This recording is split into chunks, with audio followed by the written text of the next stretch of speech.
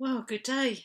I hope you can see me actually. We've had a lot of sun today, and the sun is just really hot on the back, and you can probably see my hair's glowing a bit. It's absolutely wonderful, glorious sunshine today, and I'm so pleased about that. I really don't like cold weather. I don't know whether you're like me. I love the sun and love the warmth. Well, today I'm going to continue with the theme really of reconciliation. And if you remember, over the last 2 days, I've been talking about reconciliation, probably close to home in a way, with thinking about your family, your friends, your neighbours. And I suggested taking some time to think about how we can put things right. We're coming to the end of 2020.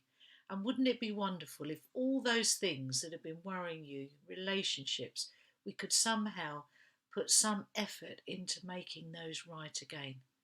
They may not be completely right, but they could be better than they were.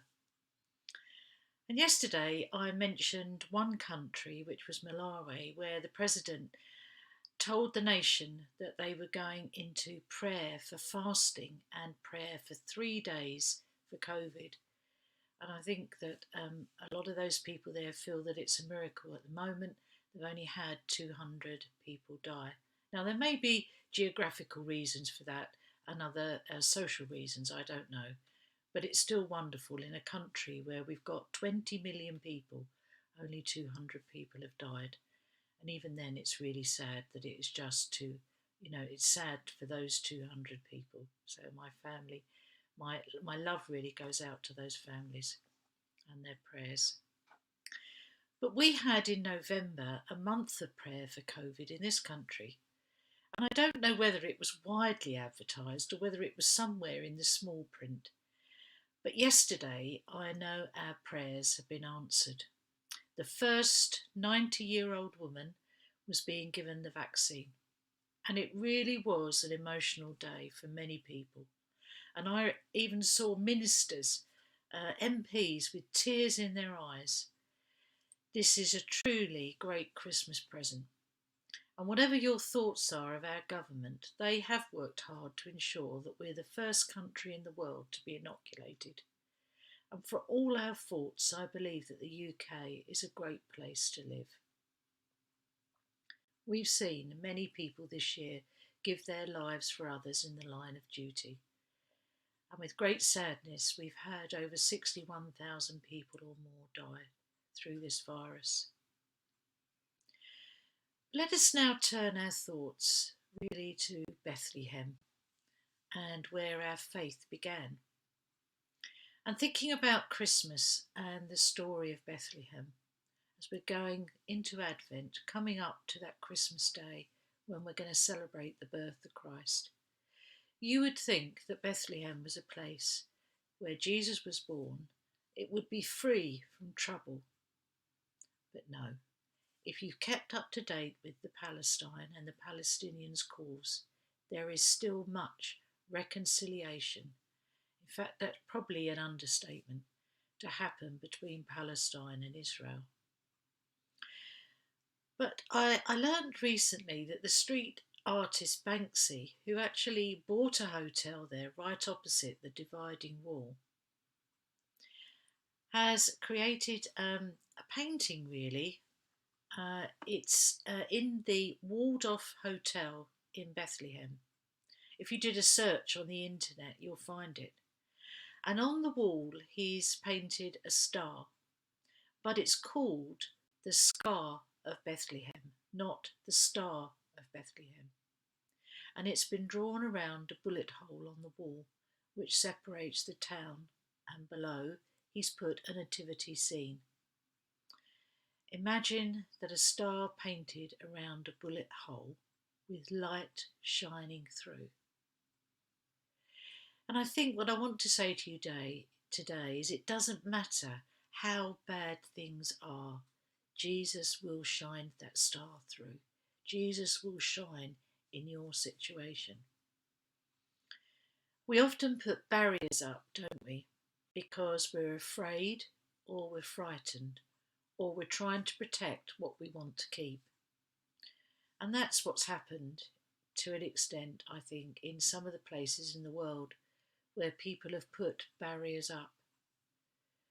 I remember when the Berlin Wall came down, there was great rejoicing. If you remember, the Berlin Wall had been put off after the war, but it came down and Germany reunited. And reconciliation is all about bringing those barriers down. And in Jesus, the Christ child, we pray for hope that all barriers are broken down. Christ is the light of the world, and we in our daily lives should be reflecting that. But it's difficult, isn't it? What we're changing really is what is in the essence of our hearts. For politicians, it's sometimes difficult to change their political view, and for people as well. But I really believe that most people, wherever they are in the world, ordinary people, want peace and reconciliation. So, what can we do in our own lives and for the world? Well, I think the first thing we need to do is to pray. I think every day we could pray, just take some time to pray for our families, for our children, for our relationships. And I'm sure some of you do that already. But I love some of the things that Mother Teresa says. She says, if we really want to love, we must learn how to forgive. If we really want to love, we must learn how to forgive. And reconciliation is learning how to forgive so that we're free to love. She also says, and I think this is true, God doesn't require us to succeed. He only wants us to try. That's all he requires of us, is that we try. And what can we do to promote world peace? Well, Mother Teresa says, go home and love your family.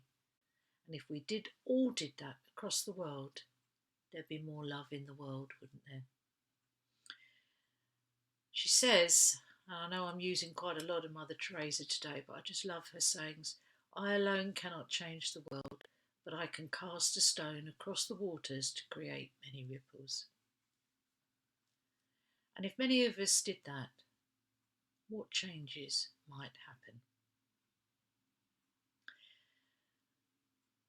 So thank you for joining me for Word for the Day. And I want to wish you really a Merry Christmas. And I know when it can be a bit stressful when families come together. This year we're going to be in smaller bubbles. I know that. But I really pray that we can think about our relationships, learn to love and forgive, and reconciliation will take place. Goodbye.